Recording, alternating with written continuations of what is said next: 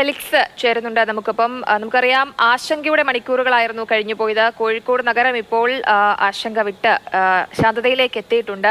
Felix, പക്ഷേ നമുക്ക് ഈ ആളുകളുടെ ഒക്കെ പ്രതികരണം കേൾക്കുമ്പോൾ അവരെല്ലാവരും പറയുന്നത് 15ഓളം വണ്ടികൾ എത്തിയിട്ടും വെള്ളം അടിച്ചിട്ടും ആ വെള്ളം ആ ഗോഡൌണിനകത്തേക്ക് കയറാൻ സാധിച്ചിരുന്നില്ല. കാരണം അത് തകര ഷീറ്റുകൾ ഇട്ട് അടച്ച് പൂട്ടിയിരിക്കുകയായിരുന്നു. അതേപോലെ ധാരാളം ഫ്ലെക്സ് ബോർഡുകൾ, പെരക്സ് ബോർഡുകൾ ഒക്കെ അവിടെ ഉണ്ട് എന്നുള്ളതാണ്. അപ്പോൾ ഈ കാലതാമസം, തീ അണയ്ക്കാനുള്ള കാലതാമസം നേരിടുന്നതിന്റെ പ്രധാനപ്പെട്ട കാര്യം ഈ കെട്ടിടത്തിന്റെ നിർമ്മിതി തന്നെയാണ്. അപ്പോൾ എന്തായാലും ഇക്കാര്യത്തിലെല്ലാം ഇന്ന് പരിശോധനകൾ വരേണ്ടതുണ്ട്. എപ്പോഴാണ് ഈ പരിശോധനാ സംഘം എത്തുക? എന്തൊക്കെ കാര്യങ്ങളായിരിക്കും ഈ പരിശോധനയിൽ ഉൾപ്പെടുക?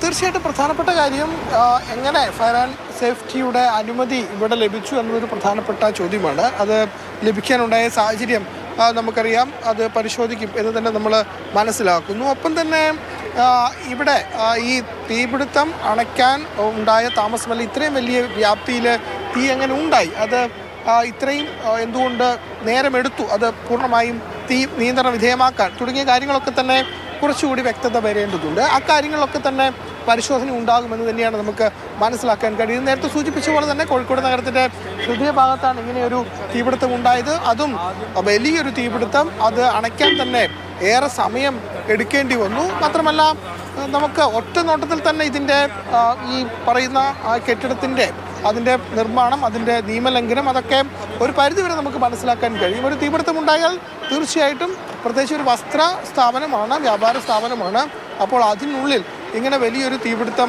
ഉണ്ടാകുമ്പോൾ അത് അണയ്ക്കാൻ എത്രമാത്രം ബുദ്ധിമുട്ടുണ്ടാകും എന്ന് മനസ്സിലാക്കിക്കൊണ്ടുള്ള ഇടപെടൽ ഏതായാലും ആ സമയത്ത് ഉണ്ടായിട്ടില്ല എന്ന് നമുക്ക് ഒറ്റ നോട്ടത്തിൽ തന്നെ ഇത് കാണുമ്പോൾ വ്യക്തമാണ്. ഏതായാലും അത്തരത്തിലുള്ള നിയമലംഘനങ്ങൾ എന്തൊക്കെ ഉണ്ടായി തുടങ്ങിയ കാര്യങ്ങളായിരിക്കും കോർപ്പറേഷൻ ഒരു തീരുമാനത്തിലേക്ക് എത്തുക. അല്ലെങ്കിൽ ആ കാര്യത്തിലൊക്കെ തന്നെ ഒരു പരിശോധന പ്രത്യേകിച്ച് ഫയർഫോഴ്സിൻ്റെ അടക്കം ഭാഗത്തു നിന്നും ഉണ്ടാകുക എന്ന് വേണം നമുക്ക് മനസ്സിലാക്കാൻ.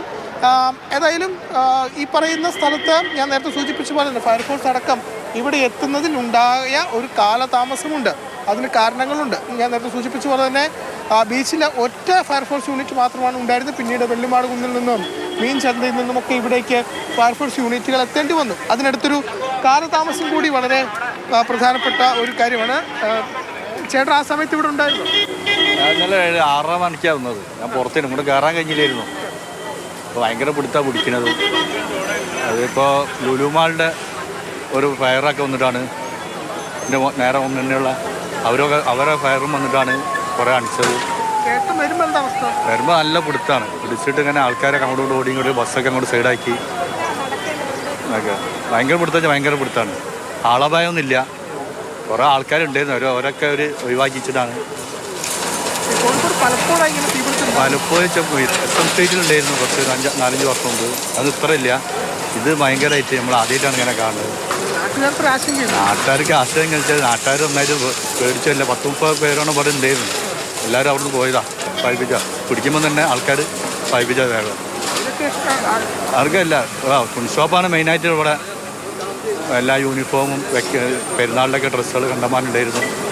അതൊക്കെ കത്തി നശിച്ചു പോയി. യൂണിഫോമൊക്കെ കണ്ടമാനുള്ള എല്ലാ സ്കൂളത്തെ യൂണിഫോം ഇവിടെ ഹോൾസെയിലായിട്ട് ഇവിടെ വെച്ചത്. വലിയ നഷ്ടം തന്നെ. നഷ്ടം എന്ന് വെച്ചാൽ ഭയങ്കര നഷ്ടം തന്നെ. ചരിത്രത്തിൽ ആദ്യമായിട്ട് കോഴിക്കോട് ഇത്ര വലിയ സംഭവം. അതാണ് നാട്ടുകാർ പറയുന്നത്. അതായത് ഈ അടുത്ത കാലത്തൊന്നും ഇത്രയും വലിയ തീപിടുത്തം ഇവിടം കണ്ടിട്ടില്ല. നമ്മുടെ കേരളത്തിൽ പോലും ഈ ഇത്രയും വലിയൊരു തീപിടുത്തം അടുത്തിടെ കണ്ടിട്ടില്ല എന്ന് വേണം നമുക്ക് പറയാൻ കഴിയും. അതിനും ഇപ്പോഴത്തെ സാഹചര്യത്തിൽ തീ പൂർണ്ണമായും അണയ്ക്കാൻ തീപിടുത്തമാണ്. അത് ആ തീ അണയ്ക്കാൻ, നഗരഹൃദയത്തിലുണ്ടായ തീ അണയ്ക്കാൻ എന്തുകൊണ്ട് ഇത്രയും കാലതാമസം ഉണ്ടായി? എങ്ങനെയാണ് നഗരഹൃദയത്തിൽ ഇങ്ങനെ എല്ലാ ചട്ടങ്ങളും ലംഘിച്ചുകൊണ്ട് ഒരു കെട്ടിടത്തിന് വർഷങ്ങളായി പ്രവർത്തിച്ചു വരാൻ കഴിഞ്ഞത്? ഇതിൻ്റെയൊക്കെ ലൈസൻസ് നൽകുന്ന ആളുകൾ എവിടെയാണ്? എത്ര അനുഭവങ്ങൾ ഉണ്ടായാലാണ് പാഠം പഠിക്കുക എന്ന ചോദ്യമുണ്ട്.